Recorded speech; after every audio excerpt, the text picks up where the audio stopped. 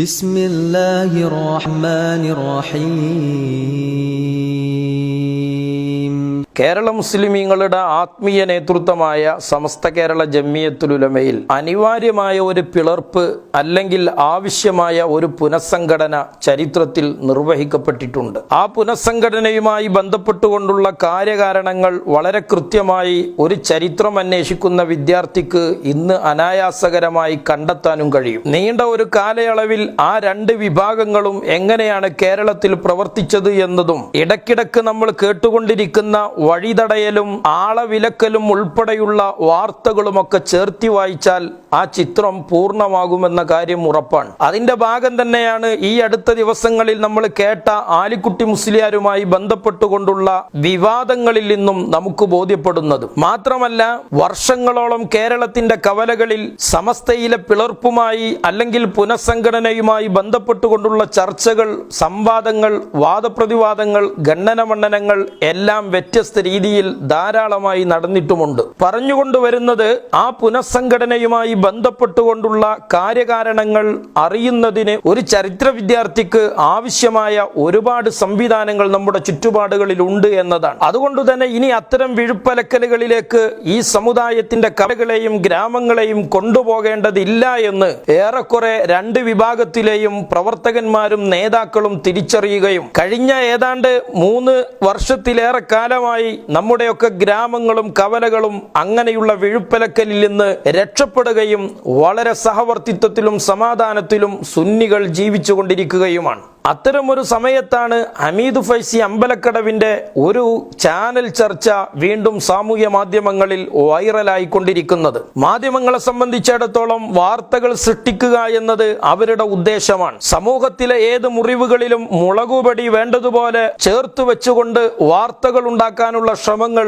മാധ്യമ പ്രവർത്തകരിൽ ചിലരെങ്കിലും നിരന്തരമായി നടത്തുന്നതും നമ്മൾ കാണുന്നതാണ്. പൊതുവെ ശാന്തമായി നിൽക്കുന്ന സുന്നി സമുദായത്തിലേക്ക്, അണികളിലേക്ക് പഴയകാല പിളർപ്പിന്റെയും പുനഃസംഘടനയുടെയും ഒക്കെ തർക്കങ്ങൾ വീണ്ടും വലിച്ചെറിഞ്ഞുകൊടുത്ത് അശാന്തമായ അന്തരീക്ഷങ്ങൾ സൃഷ്ടിക്കുന്നതിന് ഒരിക്കലും ഹമീദ് ഫൈസി അമ്പലക്കടവ് ശ്രമിക്കാൻ പാടില്ലായിരുന്നു. മാധ്യമങ്ങളുടെ അജണ്ട തിരിച്ചറിഞ്ഞ് അത്തരം ചർച്ചകളിൽ നിന്ന് ബോധപൂർവമായി ഒഴിഞ്ഞു നിൽക്കുകയോ അല്ലെങ്കിൽ അത്തരം ചോദ്യങ്ങളോട് ബുദ്ധിപരമായി ഇടപെടുകയോ ചെയ്യുക എന്നതിനു പകരമായി കുറെ അസംബന്ധങ്ങളാണ് ആ ചർച്ചയിൽ അദ്ദേഹം എഴുന്നള്ളിച്ചിട്ടുള്ളത്. സമസ്തയിലെ പിളർപ്പും പുനഃസംഘടനയും എന്ത് എന്ന കാര്യകാരണങ്ങളിലേക്ക് ഞാനിപ്പോൾ കടന്നു പോകുന്നില്ല. അതിന്റെ കാരണം മുകളിൽ ഞാൻ പറഞ്ഞ കാരണങ്ങളെ കൊണ്ട് അതിപ്പോൾ പ്രസക്തമല്ല എന്നതുകൊണ്ട് തന്നെയാണ്. പക്ഷേ ആ ചാനൽ ചർച്ചയിൽ അദ്ദേഹം പറഞ്ഞു വെച്ച അസംബന്ധങ്ങൾ അണികൾ ഏറ്റെടുക്കുകയും അത് സാമൂഹ്യ മാധ്യമങ്ങളിൽ എറിഞ്ഞുകൊണ്ടിരിക്കുകയും ചെയ്യുന്ന സമയത്ത് ആ അസംബന്ധങ്ങളെ കുറിച്ച് ചിലത് സൂചിപ്പിക്കുകയാണ്. സമസ്ത കേരള ജംഇയ്യത്തുൽ ഉലമയിൽ ഒരു രാഷ്ട്രീയ പാർട്ടിയെ കുറിച്ച് ചർച്ച കൊണ്ടുവന്ന് അതിനുവേണ്ടി പ്രവർത്തിച്ചപ്പോഴാണ് കാന്തപുരം ഉസ്താദിനെയും അണികളെയും സമസ്തയിൽ നിന്നും മാറ്റി നിർത്തിയത് എന്നാണ് അദ്ദേഹം ആ ചാനൽ ചർച്ചയിൽ തട്ടിവിട്ടിട്ടുള്ളത്. 3 കളവുകളാണ് ഒറ്റ ശ്വാസത്തിൽ ഈ വീഡിയോയിൽ അദ്ദേഹം പറഞ്ഞു വെക്കുന്നത്. കാന്തപുരം വിഭാഗത്തെ സമസ്ത കേരള ജംഇയ്യത്തുൽ മാറ്റി നിർത്തി പുനഃസംഘടിപ്പിച്ചത് ഇതൊരു ശുദ്ധമായ കളവാണ്. സമസ്ത കേരള ജംഇയ്യത്തുൽ ഉലമയിൽ നിന്ന് കാന്തപുരം ഉസ്താദിനെയും കൂടെയുള്ള സഹപ്രവർത്തകരെയും മാറ്റി നിർത്തുകയോ പുറത്താക്കുകയോ അല്ല ചെയ്തത്. ആദർശം സംരക്ഷിക്കാൻ അനിവാര്യമായൊരു പുനഃസംഘടന സമസ്ത കേരള ജംഇയ്യത്തുൽ ഉലമയിൽ ആവശ്യമാണെന്ന് ബോധ്യമായപ്പോൾ മഹാനായ താജുൽ ഉലമ ഉള്ളാൾ തങ്ങളുടെ നേതൃത്വത്തിൽ അത്തരം ഒരു പ്രവർത്തനത്തിന് രംഗത്ത് വരികയാണ് കാന്തപുരം ഉസ്താദും സഹപ്രവർത്തകരും ചെയ്തിട്ടുള്ളത്. മാറ്റി നിർത്തി എന്നതും പുറത്താക്കി എന്നതും കളവാണ് എന്നതിന്റെ ഏറ്റവും പ്രധാനപ്പെട്ട തെളിവ് ഈ ചരിത്രം പറയുന്നിടത്ത് മറുഭാഗത്തെ പണ്ഡിതന്മാർക്കും നേതാക്കൾക്കുമിടയിലുള്ള വൈരുദ്ധ്യം തന്നെയാണ്. ചിലപ്പോൾ അവർ പറയും കാന്തപുരം ഉസ്താദ് ഇറങ്ങിപ്പോയതാണ് എന്ന്, ചിലപ്പോൾ പറയും പുറത്താക്കിയതാണ് എന്ന്. ഇതുവരെ ആ ചരിത്രം കൃത്യമായി അടയാളപ്പെടുത്താൻ അവർക്ക് തന്നെ സാധിച്ചില്ല എന്നതാണ് അത് കളവാണ് എന്നതിന്റെ ഏറ്റവും പ്രധാനപ്പെട്ട തെളിവ്. ഇനി അദ്ദേഹം പറയുന്നത് സമസ്തയുടെ രാഷ്ട്രീയ നിലപാടിൽ നിന്ന് കാന്തപുരം ഉസ്താദ് വ്യതിചലിച്ചു എന്നാണ്. വളരെ കൃത്യമാണ്. സമസ്തയുടെ രാഷ്ട്രീയ നയത്തിൽ നിന്ന് അദ്ദേഹം വേറിട്ട രാഷ്ട്രീയ ചിന്താധാരയിലേക്ക് പോകാൻ ശ്രമിച്ചപ്പോഴാണ് ഇത് രണ്ടാമത്തെ ഒരു കളവാണ്. സമസ്ത കേരള ജംഇയ്യത്തുൽ ഉലമയുടെ രാഷ്ട്രീയ നിലപാടിൽ നിന്ന് കാന്തപുരം ഉസ്താദ് വ്യതിചലിച്ചതല്ല കാരണം. അഭിവക്ത സമസ്തയുടെ രാഷ്ട്രീയ നയനിലപാടുകൾ രൂപപ്പെടുത്താൻ നേതൃത്വം കൊടുത്ത ചിലർ ആ നയത്തിൽ നിന്ന് വ്യതിചലിക്കുകയും അതേ നയത്തിൽ കാന്തപുരം ഉസ്താദും കൂടെയുള്ളവരും അടിയുറച്ചു നിൽക്കുകയും ചെയ്തപ്പോഴാണ് അത്തരം ഒരു പുനഃസംഘടന ആവശ്യമായി വന്നത്. ഇത് നമ്മൾ വെറുതെ പറയുകയല്ല വേണ്ടത്. പിളർപ്പിന് മുമ്പുള്ള 85-കൾക്ക് മുമ്പുള്ള സമസ്ത കേരള ജംഇയ്യത്തുൽ ഉലമയുടെ ഇത്തരം വിഷയങ്ങളുമായി ബന്ധപ്പെട്ട് രേഖപ്പെടുത്തപ്പെട്ട ചരിത്രങ്ങളിലെല്ലാം എന്തായിരുന്നു ആ നയം എന്നുണ്ട്. ആ നയം നമുക്ക് ഒരു പ്രസ്താവനയിൽ നിന്ന് ഇങ്ങനെ വായിക്കാം. 1979 മാതൃഭൂമി പത്രത്തിൽ വന്ന സമസ്ത നേതാക്കളുടെ ഒരു പ്രസ്താവനയാണിത്. ഈ പ്രസ്താവന രാഷ്ട്രീയത്തിലും തെരഞ്ഞെടുപ്പിലും സുന്നികൾ സ്വീകരിക്കേണ്ട നിലപാടുമായി ബന്ധപ്പെട്ടുകൊണ്ടാണ്. കോഴിക്കോട് ഡിസംബർ 25 സുന്നത്തി ജമാഅത്തിനും അതിന്റെ സ്ഥാപനങ്ങൾക്കും എതിരായി പ്രവർത്തിക്കുന്ന രാഷ്ട്രീയക്കാരെ തെരഞ്ഞെടുപ്പിൽ തോൽപ്പിക്കുകയാണ് സമസ്ത മുശാവറയുടെ തീരുമാനമെന്ന് Samastha Kerala Jamiyyathul Ulama general secretary EK Abubakar മുസ്ലിയാരും ജോയിന്റ് സെക്രട്ടറി KV മുഹമ്മദ് മുസ്ലിയാരും സമസ്ത കേരള ഇസ്ലാം മത വിദ്യാഭ്യാസ ബോർഡ് പ്രസിഡന്റ് വാണിയമ്പലം അബ്ദുറഹിമാൻ മുസ്ലിയാരും തിങ്കളാഴ്ച വ്യക്തമാക്കി. ഇനി നമ്മൾ വളരെ കൃത്യമായി മനസ്സിലാക്കണം, ഇന്ന് മറുഭാഗം സമസ്തയുടെ ആളുകൾ പറഞ്ഞുകൊണ്ടിരിക്കുന്ന രാഷ്ട്രീയ നിലപാടുകളെ ഒരു നിലക്കും യുക്തിഭദ്രമായി ന്യായീകരിക്കാൻ കഴിയാത്ത അതിന് വിരുദ്ധമായ ഒരു നിലപാടാണ് സമസ്തയുടെ നേതാക്കൾ തുടർന്നുകൊണ്ട് വിശദീകരിക്കുന്നത്. അതിങ്ങനെയാണ്: സമസ്ത കേരള ജംഇയ്യത്തുൽ ഉലമയും അതിന്റെ കീഴ്ഘടകങ്ങളും രാഷ്ട്രീയമായി സംഘടിക്കേണ്ടതില്ലെന്നും സുന്നത്ത് ജമാഅത്തിനും അതിന്റെ സ്ഥാപനങ്ങൾക്കും എതിരായി പ്രവർത്തിക്കുന്ന ഏതു രാഷ്ട്രീയക്കാരനെയും എതിർത്തു പരാജയപ്പെടുത്താൻ യുക്തമായ നടപടികൾ അതതു സന്ദർഭങ്ങളിൽ സ്വീകരിക്കണമെന്നുമാണ് മുശാവറ ഏകകണ്ഠമായി എടുത്ത തീരുമാനം. സമസ്തക്കൊരു രാഷ്ട്രീയ നയമുണ്ട്. ആ നയം സുന്നി മുന്നേറ്റവുമായി ബന്ധപ്പെട്ടുകൊണ്ടാണ്. ഇത്തരം ഒരു നിലപാട് സമസ്ത എടുക്കാനും ചില ചരിത്രപരമായ കാരണങ്ങളുണ്ട്. കാലാകാലങ്ങളായി സുന്നി സമൂഹത്തിലെ ഭൂരിഭാഗം ആളുകളും മുസ്ലിം ലീഗിന്റെ തലപ്പത്തു നിൽക്കുന്ന ആദരണീയരായ സാദാത്തുക്കളെ കണ്ടുകൊണ്ട് ലീഗിന് വോട്ട് ചെയ്തു വരുന്നവരാണ്. എന്നാൽ മുസ്ലിം ലീഗിന് വേണ്ടി വോട്ട് ചെയ്ത് ആ സ്വാധീനം കൊണ്ട് ലീഗ് അധികാരത്തിലെത്തിയാൽ അധികാര നിർവഹണങ്ങളിൽ മുഴുവനും എത്തിപ്പെടുന്നത് മുജാഹിദ് ആശയക്കാരാവുകയും ആ മുജാഹിദ് ആശയക്കാരായ ആളുകൾ അതിൽ കടുത്ത പക്ഷപാതിത്വം കാണിച്ച് സുന്നികൾക്ക് അവകാശപ്പെട്ട ജനാധിപത്യ മര്യാദകളും നീതിയും തടയുകയും ചെയ്തപ്പോഴാണ് ഇത്തരം ഒരു നിലപാട് സമസ്തക്ക് എടുക്കേണ്ടി വന്നത്. സ്വാഭാവികമായും ഇവിടെ എന്തിന് സുന്നി നോക്കുന്നു എന്ന് ചോദിക്കുന്ന ആളുകളുണ്ട്. പാർലമെന്റിലേക്കും നിയമസഭയിലേക്കും പഞ്ചായത്തിലേക്കും തെരഞ്ഞെടുക്കപ്പെടുന്നവർ ഇമാമത്തു നിൽക്കാനല്ലല്ലോ പോകുന്നത് എന്ന ചോദ്യവും പ്രസക്തമാണ്. പക്ഷേ ഇവിടെ ഈ തീരുമാനത്തിന്റെ പ്രസക്തി എന്ന് പറയുന്നത് അവരുടെ സ്വകാര്യ ജീവിതത്തിലേക്ക് എത്തി നോക്കി അവരുടെ ആദർശത്തെ ചുഴ്ന്നന്വേഷിച്ച്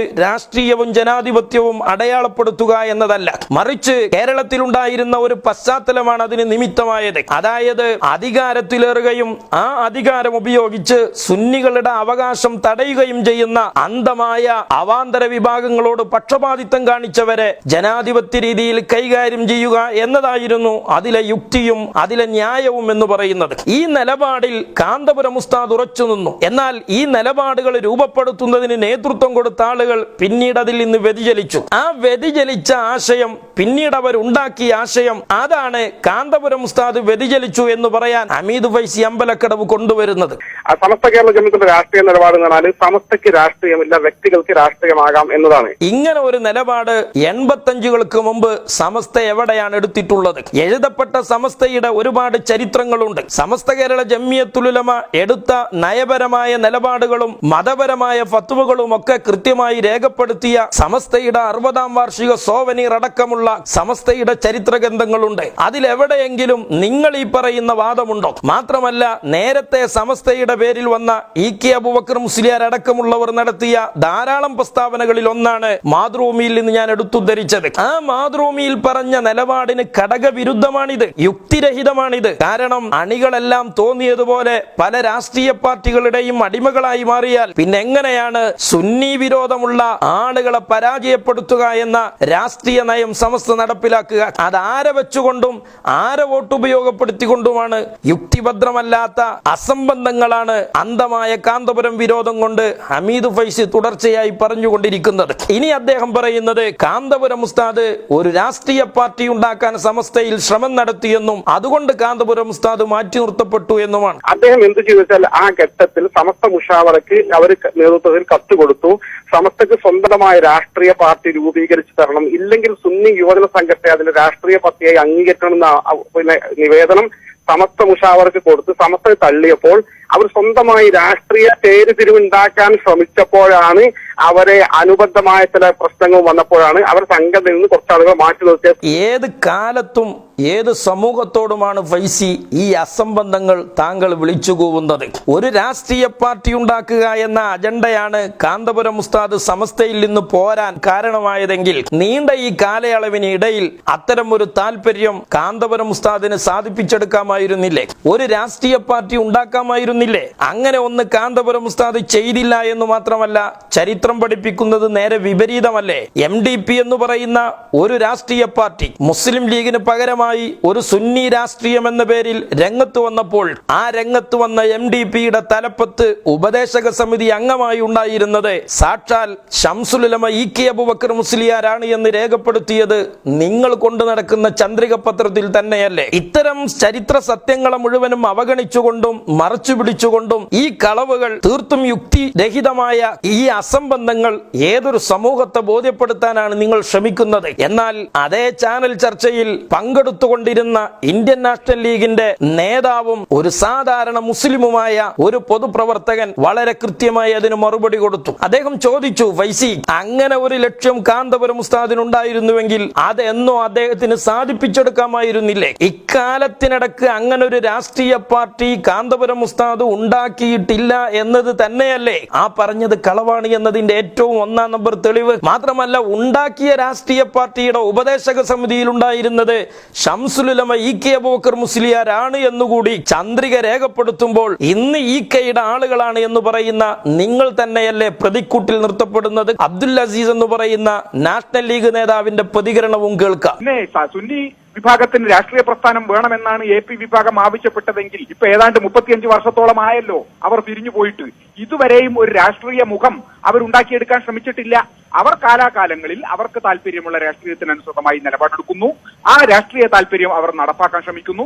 അതിന് അവരുടെ മതപരമായ നിലപാടുകൾ മാത്രം ശക്തമായി ഉയർത്തിപ്പിടിക്കുകയും ചെയ്തു. കേരളത്തിന്റെ സാമുദായിക ചരിത്രവും സമസ്തയുടെ ചരിത്രവും മുസ്ലിം ലീഗിന്റെ ചരിത്രവും ഒക്കെ പ്രാഥമികമായി ബോധമുള്ള ഒരു വിദ്യാർത്ഥിക്ക് അനായാസകരമായി ബോധ്യമുള്ള യുക്തിപരമായും ചരിത്രപരമായുമുള്ള സത്യമാണ് ഈ ചർച്ചയിൽ അബ്ദുൽ അസീസ് സാഹിബ് രേഖപ്പെടുത്തിയത്. ആർക്കാണ് ഇത് അറിഞ്ഞുകൂടാത്തത്? പ്രിയപ്പെട്ട ഹമീദ് ഫൈസി അമ്പലക്കടവിനോട് വളരെ വിനയത്തോട് ഓർമ്മപ്പെടുത്തുകയാണ്. സുന്നി ഗ്രാമങ്ങൾ ഇപ്പോൾ ശാന്തമാണ്, സുന്നി മഹല്ലുകൾ ഇപ്പോൾ ശാന്തമാണ്. കേരളത്തിന്റെ സാമുദായിക അന്തരീക്ഷവും സമാധാനപരമാണ്. കേരളത്തിലെ കഴിഞ്ഞ ഭരണകൂടം ഉണ്ടായിരുന്ന കാലത്ത് കേട്ടിരുന്ന വിലാപം സുന്നി സമൂഹത്തിലെ പ്രബലമായ ഒരു വിഭാഗം രാഷ്ട്രീയപരമായി തങ്ങളെ പിന്തുണച്ചില്ല എന്ന് പറഞ്ഞ് അവരെ അവഗണിക്കുകയും മാറ്റി നിർത്തുകയും ഒക്കെ ചെയ്തിരുന്ന വിലാപങ്ങളുടെ കാലമായിരുന്നുവെങ്കിൽ ഇന്ന് നമ്മുടെ കേരളത്തിലുള്ള ഗവൺമെന്റ് ചേർത്തുപിടിക്കുന്ന ഗവൺമെന്റാണ്, കൂടെ നിർത്തുന്ന ഗവൺമെന്റാണ്. തങ്ങൾക്ക് വോട്ട് ചെയ്തവരെയും ചെയ്യാത്തവരെയും ഒക്കെ ഒരേ രീതിയിൽ പരിഗണിച്ച് ചേർത്തിപ്പിടിച്ച് സുന്നികൾക്കിടയിലെ ഗ്രൂപ്പുകളിൽ ഒന്നിന്റെ പക്ഷത്തു ചേർന്ന് നിന്നുകൊണ്ട് ആ ഗ്രൂപ്പീസത്തെ ഊതി വീർപ്പിക്കുവാനും ആളിക്കത്തിക്കാനും ശ്രമിക്കാതെ സമാധാനപൂർണമായി സഹവർത്തിത്വത്തോടെ എല്ലാവരോടും അനുഭാവപൂർണമായി ഇടപെടുന്ന ഒരു ഗവൺമെന്റാണ്. അതുകൊണ്ട് തന്നെ ഇന്ന് കേൾക്കുന്നത് അകറ്റി നിർത്തുന്നതിന്റെ പേരിലുള്ള വിലാപമല്ല, മാറ്റി നിർത്തുന്നതിന്റെ പേരിലുള്ള കരച്ചിലുകളല്ല, മറിച്ച് ചേർത്തു പിടിച്ചിട്ടും അടുപ്പിച്ചു നിർത്തിയിട്ടും കൂടെ നിൽക്കാൻ കഴിയാതെ വരുന്ന വഴിക്ക് തിരിച്ചു പോകേണ്ടി വരുന്ന പ്രധാനപ്പെട്ട പല പണ്ഡിതന്മാരുടെയും പേരിലുള്ള വിവാദങ്ങളും വിലാപങ്ങളുമാണ് ഇന്ന് കേൾക്കുന്നത്. അതുകൊണ്ട് തന്നെ ഇന്ന് സമുദായത്തിലെ ഈ സമാധാന അന്തരീക്ഷം തകർക്കരുത്. ശുദ്ധമായ അസംബന്ധങ്ങൾ പറഞ്ഞ് ഇനിയും ഏതെങ്കിലും രാഷ്ട്രീയ പാർട്ടിക്ക് വേണ്ടി കുഴലൂത്ത് നടത്താനും അവരുടെ വോട്ട് ബാങ്ക് സംരക്ഷിക്കുവാനും പച്ചയായി ചരിത്രത്തെ വളച്ചൊടിച്ചുകൊണ്ട് ദുർവ്യാഖ്യാനം ചെയ്തുകൊണ്ട് ഈ കളവ് പ്രചരിപ്പിച്ച് ഇനിയും സുന്നി ഗ്രാമങ്ങളെ അശാന്തമാക്കരുത് എന്ന് സകല ആദരവുകളും തന്ന് വിനയത്തോടെ ഹമീദ് ഫൈസിയോട് ഓർമ്മപ്പെടുത്തുകയാണ്. EK വിഭാഗത്തിലെ ആളുകൾ,